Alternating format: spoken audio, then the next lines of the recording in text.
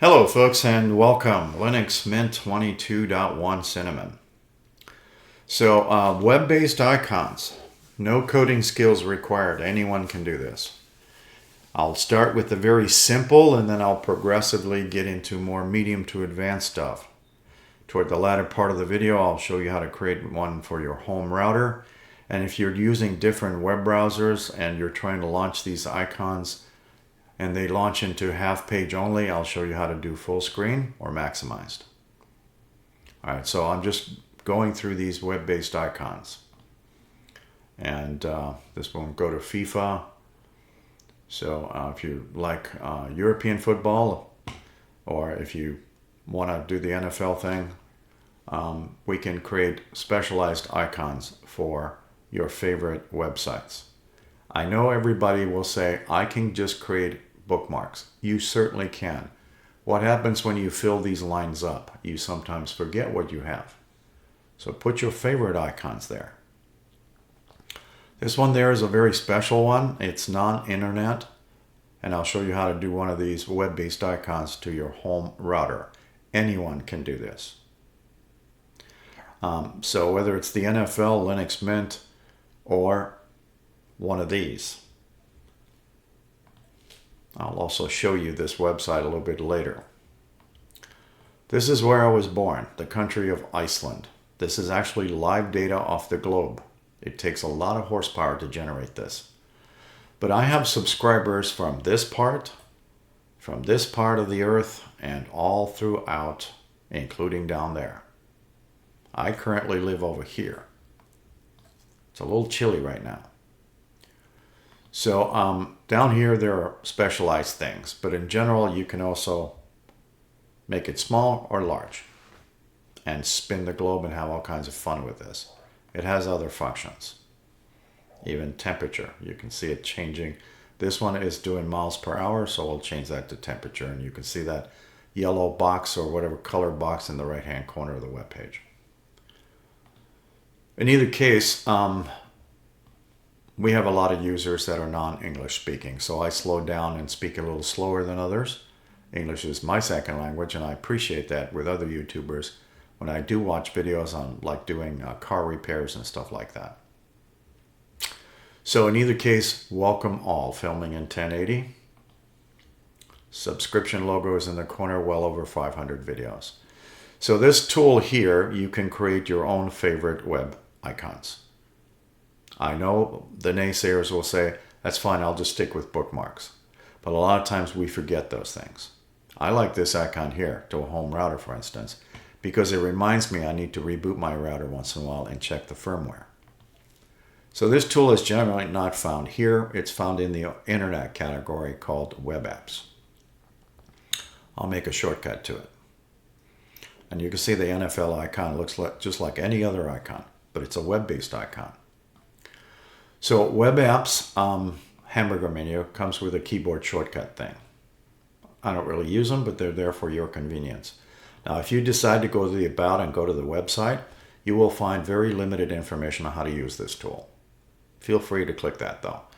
Now, web apps has changed over the time period ever since it was introduced, and it's available on all the Linux Mint desktops. So if you're running LM22.1, you will have the Matrix web app icon created for you already, and you can see where it goes. Generally what this is a internet chat line to give you help with Linux Mint. I'm not part of that, but I will make mention of one thing. Be respectful of those folks. They're trying to help you. Nobody likes to get disrespected, and that's all I'm going to say on that. All right, so these other ones I created, and you can see that I use different web browsers in here. So I'm going to be talking about also custom parameters a little bit later for your medium advanced crowd. We're going to start with the very first basic icon. We use the plus to add things. We use the minus to remove things. And keep in mind, once you hit delete, they are gone. There's no undo. But these can be created normally in 20 seconds. Pencil is used to edit, and I will show you this. And these are just to launch it. So if I have Red Hat lit up, it now launches Red Hat. And it's launching it in a half a page because I'm using a Brave web browser, and I need to use a custom parameter to make it full screen. Let's start with the very basic. Fill in the boxes. Anyone can cook. Anyone can do this. I'm going to type in A because we're going to do Amazon.com. Not everything requires HTTPS either. Your home routers don't, and I will make mention of that later. But we're going to start with the basic address. We can either hand type it in, or we can do a cut and paste from our web browsers. www. I like to use the word dot. If you like the word period, so be it. So www.amazon.com. You make sure you spell it correctly. That's the most important thing. Now, don't get used to it finding all icons. You're going to be using that quite often. Find icons online. You can also manually assign things. If you choose some icon in these categories, they're just icons. And depending on your theme settings, your themes and your icon sets, sometimes these do change. Now, let's move on. What's the web category? That's initially where it's going to store these icons. And you can see what I just created. All of those. So all of them go to websites except for that one. Okay. And so I leave this alone. But what about browsers, web browsers? Well, Firefox is native, but if you install Chromium, Chrome, Brave, and other browsers, you may have selections in here. So if I do Firefox, I get custom parameters, navigation bar, private incognito window, and I can turn these on and off. For the Chromium, it's isolated profile on or off, private incognito window on or off, and then for the Brave, it is isolated profile on or off and private. It's the same thing in other words. So what I'm going to do is use Firefox. But I'm going to do this first without a navigation bar to let you see it. And I'll leave the name as A, and then we're going to edit this. Okay.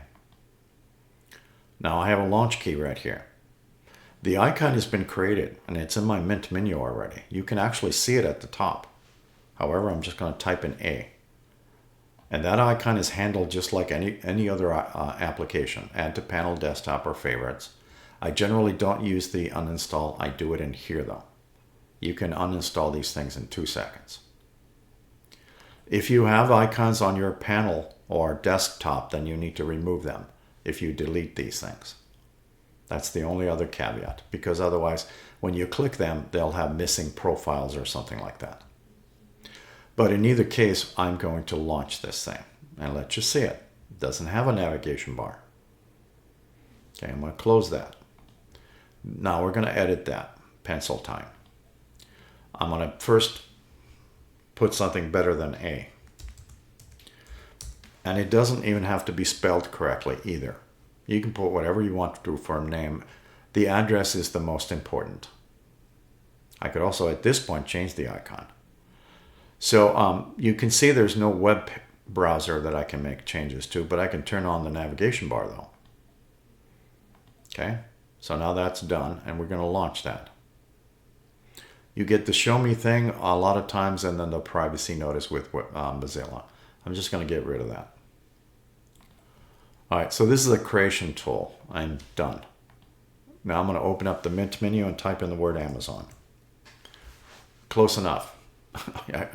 I even put a comma there by mistake, but it found it nonetheless. So right-click, add to panel, desktop, or favorites. This tool is available on the Cinnamon desktop. That would be LMDE6 also. And then also the Mate and XFCE. On the Mate desktop, you can drag the icon, but not on the Cinnamon. So if you need it on your desktop, use the right-click add. But you can do this if you want. And I can also do it this way. These are single clicks. Okay, so I know you can do bookmarks on your web browsers. These are just to maybe your favorite websites. Once you unpin it, it doesn't uninstall. It's still here. If I don't want it anymore, now you can see that it's in my favorites. So if I do it this way, because I can always recreate it, it's gone out of this menu. But not on your panel if you have it. you'll need to manually delete those and your desktop. That's the only caveat. All right, how about if we recreate that one using a direct link from a web browser? So you can see that the NFL icon I have on my panel. And when I do this, if I had it in here, it would have been removed, and also in here. But it's still on my panel, so I need to manually right-click and unpin it. But we're going to recreate that using a regular browser. I'll use Firefox. And whatever you do when you create web-based icons, always go to the official websites. So you can use your search engines to look for these kind of things rather easily. All right. We do have maybe some knowledge of what HTTPS is and what these lock symbols are, hopefully. But generally they're secure connections. That means if you want to think about it, it's like a tunnel between the web browser and the website you're currently on. All banks should be using HTTPS, all banks. If not, I wouldn't bank there. Anyways, I'm taking my regular computer mouse and highlighting that. If you got a touchpad, however you highlight, you can also use Control-A. But you'll need to copy that address. You can use Control-C for that also. But I'm not going to close the browser. I am going to now click the plus key. So if this was closed, go find your web apps. I have a shortcut of it, but generally it's in this category, right? So hit the plus key, click in the address field once, right-click with your computer mouse if you're using one, and hit paste. And now you can see it says https://www.nfl.com/. I'm sure you don't want that icon. It's just the generic web app icon. Let's go find something online. That looks good enough. We need a name. NFL sounds good. And we'll use Firefox with navigation bar. And we're done. Closing the tool, hitting my start key on my keyboard, or you can click the Mint menu and just type in NFL. This time I'm just going to drag the whole thing straight down. You can also place it in here if you like. And again, if you want it on your desktop, it's right-click, add to desktop. Okay, I'm going to get rid of it. First time around, you get the privacy notice. Let it load. Read the thing if you like. I'm just going to close mine. And then I'm going to close the browser and reopen, and you get this show me thing about the previous tab. So I get rid of that, and now I won't see that anymore. And keep in mind, if you are on a website that requires login info, and you've already signed in and it recorded that with the browser that you're using, and you go in and edit these things, let's say whatever website you are doing, as soon as you start editing and you hit that OK button, you may have to actually re-enter your login information again. It's a security thing. But I showed you how to do a simple one by hand typing in the address, and this was cut and paste. Now let's talk a little bit about some of these things. So I'm going to use Chromium down at the bottom for a second. So this is Wikipedia, and you can see that it launches in a half a screen. So I copied that address also off the internet. So if I click the pencil for that, to edit that, sometimes you'll get stuff like that. And if you miss this, it's already changed your icon, because this is the generic wiki icon. So if you meant to do that, that's okay. It does happen. It's just up to the website. You can also click that and it'll change that to the W. You can also restart your Cinnamon. You can also do the worst thing, which is log in and out. But I'm just going to click that, and it's going to refresh the icon to the new W. All right, let me go back in here and do the pencil thing. And now I'm going to find that other globe icon. And you can see they have multiple icons. But now we're going to get into custom parameters. I only have 2 of them for you today, so this should be not overwhelming. I'll make it bigger for you. You can either do a screenshot or hand type it down if you'd like, if you're using other browsers. besides Firefox. So it's dash dash start dash maximized, all one word. I'll do the first one and let you see what this does. You remember this opened in a half a screen earlier, and now I got a different icon on top of that, which will change. This will now go full. Maximized. And it changed the icon at the same time. So no matter what I do, if I minimize that, either using the old-fashioned way or my way, I usually just double-click on these things. But you can certainly hit that button there if you feel more comfortable. But when I close it in this and relaunch it, it still goes to maximize mode because I told it to by that setting through Chromium. So if I chop this back out, I'll just do a cut. This is generally what you're going to see. Okay, it's a half a page. It's not a problem though. You can just double click or just go full screen if you don't want to put a custom parameter. A lot of people get annoyed by this though. So they use custom parameters for this. So this time now I'm going to use this one. This one's a little different. A lot of people get confused when they see this one. So I will first point out the fact that when I actually do the OK and run this, this will go full screen, no panel bar, top to bottom. There'll be a post-it note in the center to tell you how to get out of it, which is generally your escape key. But not tapping on it, holding it. The other one would be, have you seen my video on laptop keyboards? Would be using F11. A lot of your F11 keys on laptops are pre-assigned to something else. So just remember that also. If you haven't seen my video on that, you may want to take a peek at it. It's a recent upload. We're going to do full screen this time. And we're dealing with this one, Wiki. You can see the post-it note in the center, but it will disappear. I'll take my mouse and move it to the top and just an X appeared out of nowhere. But I get no panel bar, side to side, top to bottom. F11, because I'm not using a laptop, that gets me out of it. Okay, I'll relaunch it. This time you can see it says press and hold your escape key, ESC. Your escape key generally is in your left corner. Press and hold it. Do not tap on it. Press and hold. And it should get you out of the screen. Okay? If you don't want to mess with any of this nonsense, then don't use custom parameters at all. And it'll start in half a screen every time.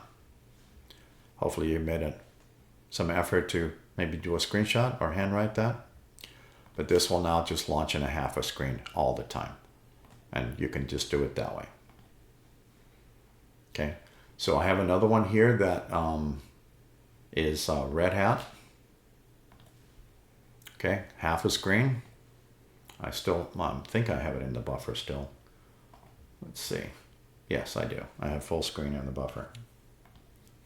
So now it should go full. Top to bottom. But I can use the X also to get out. At least I have a safety valve, right? Yes.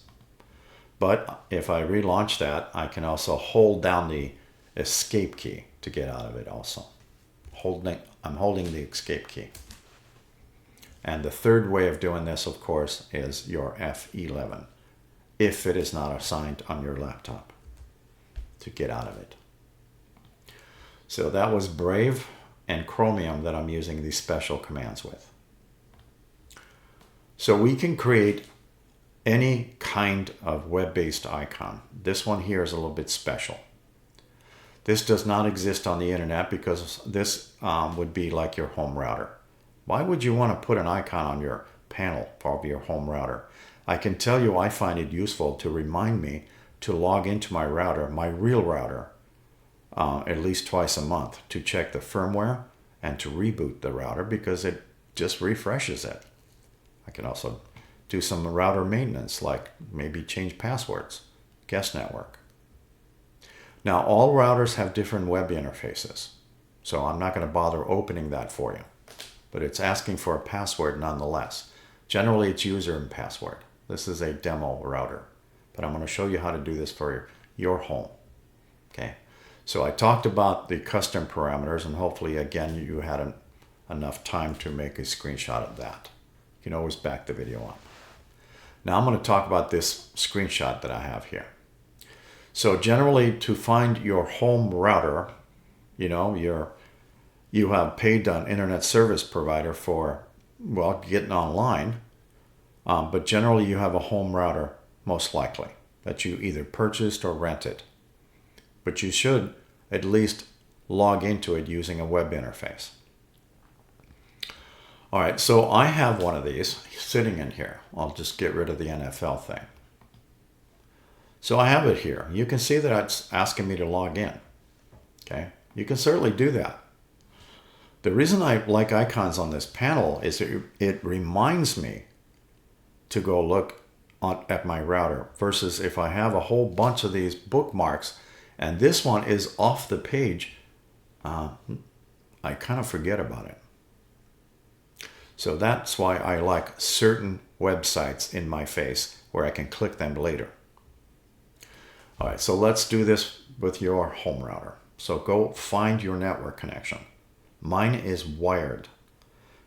So network settings, if you have wireless, you should be able to click that and go find your wired or Wi-Fi with that gear symbol on it. And it should display a summary. Same thing goes with wired. So this screenshot was made on a different system.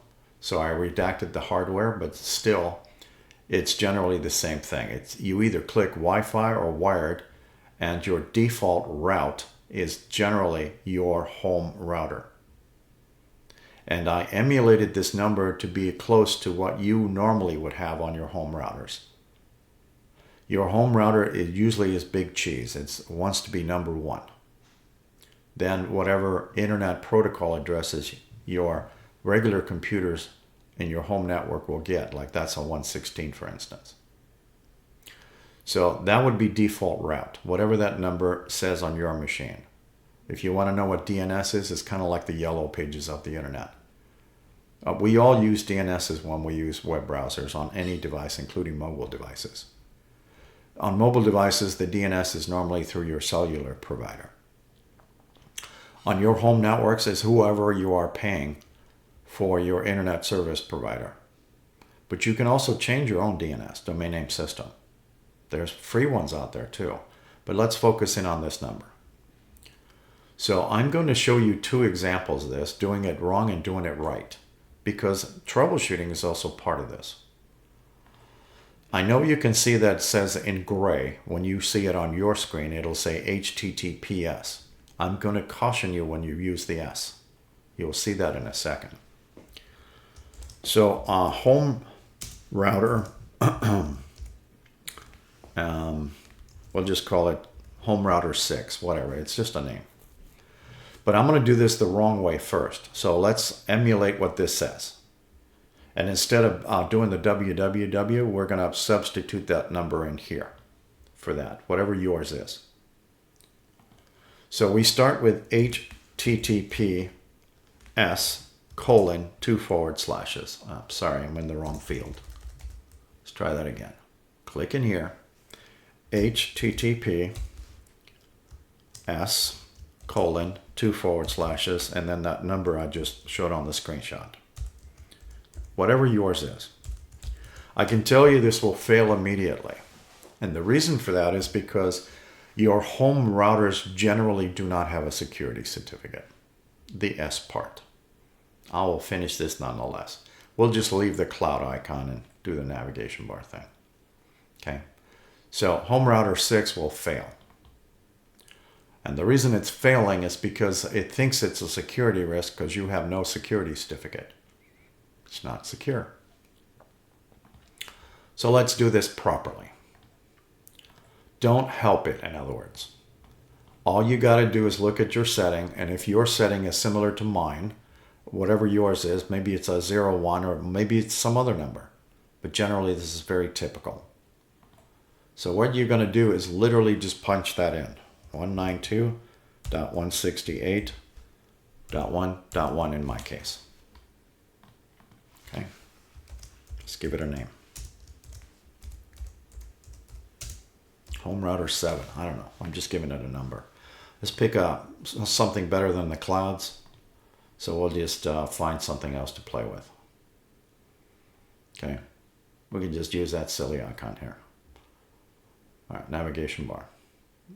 So home router 7 here is what I just created. I mean, we can test it. We don't have a security violation anymore, do we? No. We get the Firefox warn me thing, and I'll do it one more time, and we get to show me. All right, it's still asking for login info is what I'm getting at. That means I'm connected.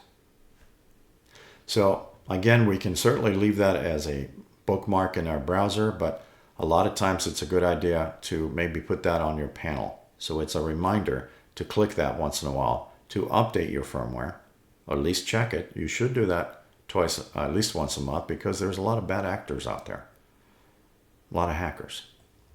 And make sure you're locked down your router with a decent password. But more importantly, you can check the firmware. Almost all home routers are web-based, and you can do that through their menus.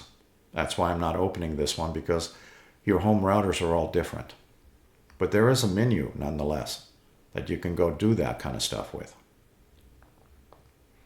All I'm doing is showing you an example how to create that icon. I'm not advocating you should use it, but it is a good idea to at least check your firmware once a month. Reboot your router if you have a lot of smart toys. I do. I reboot my router actually twice a month. And this icon helps me actually. I have a different router, but more importantly, my home router is in my garage. It's cold in the winter. I'm in my nice comfy office where it's toasty warm, and I can remote reboot it. I can remote also update the firmware. I can also remote turn on and off the guest network if I need to have some guests use my internet. These are convenience icons.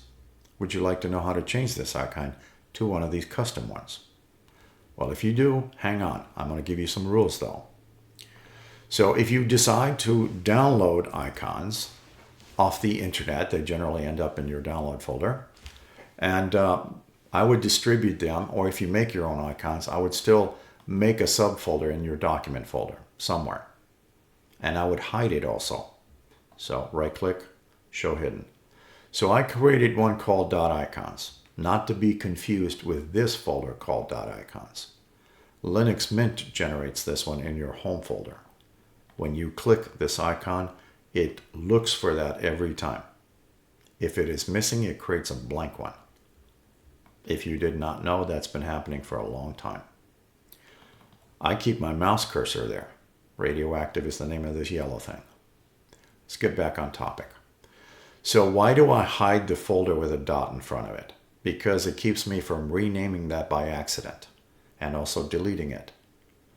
And what's in here is a whole bunch of icons. I do some experimental stuff with icons sometimes. So I found this blue box and I started creating a sun and a planet with some suns in there. Just as one example. So here you can see another one with stormtroopers with different eyeballs. Of course, we all know Darth Vader. But this is maybe useful. If you're creating a web-based icon to Home Depot, you won't find it. You'll need to download the icon, place it in a folder similar to this. And if you want to use the square one, either JPEG or PNG, you can. You can also take this into an application called GIMP. It's similar to Photoshop. And I do have a video on that. You can do keyword searches. You can round the corners and make it look like a lot of these round corner icons. So let's move on topic. So this is why I put these in a hidden folder, so I don't accidentally delete these. And why is that important? Because whenever you use a custom icon, the system needs a path to find it during a reboot. So generally, if you don't have a computer mouse, I normally right-click, and you can do it that way also. So if you're using a touchpad, it may be more convenient to use Control-H. That will show you your hidden folders. I will click, let's do blue box over here, which is the one with planets on it. All right, so I'm done with Home Router 7. And more importantly, when I go back and verify, it shows me the path. So if I altered the path, I get on a reboot, no icon. It will become a blank question mark. That is why I keep emphasizing this. You are more safe to pick a system icon than you are a custom one. But as long as you understand you want to use a custom icon, you put it in a folder. You do not rename the folder or the icon after you start using it. Hopefully that was clear. Now that is there, and all I need to do is type home. And there is the new icon. It's lit up actually. It's brighter than the other one is because it hasn't been used. Add to panel, desktop, or favorite. I'm just going to drag it. And I'll stick it next to the other one. So both of these go to the same location, which is non-internet, which is your home router. In my case, it's the home router, or my fictitious router, I should say. It doesn't matter. It's just using a different icon. All right, so hopefully this was fun. Again, you certainly can just use bookmarks, but if you have favorite icons, maybe it's like this one. This one here can do some amazing stuff, and more importantly, this has a lot of horsepower. I'll give you one example last to copy these web addresses. So for you folks that write cron tabs, it's crontab guru, crontab.guru. You may know this already, but for the ones that don't, for the Earth thing, it is earth.nunschool.net. You may have some fun with that icon. FIFA is self-explanatory, NFL is self-explanatory, so is Linux Mint. And I think, and Wiki is the same, and so is Red Hat. I mean, but if you want, you can see their websites. So on that note, now you can see it changed that icon again, just because I went into the edit box. And again, if I click that, it changes the icon back. But if I wanted to go back, and why does it do that? Because that's the generic standard icon, but I'm going to use the non-standard. And then I'll just click the icon again and it should update. Thank you for watching.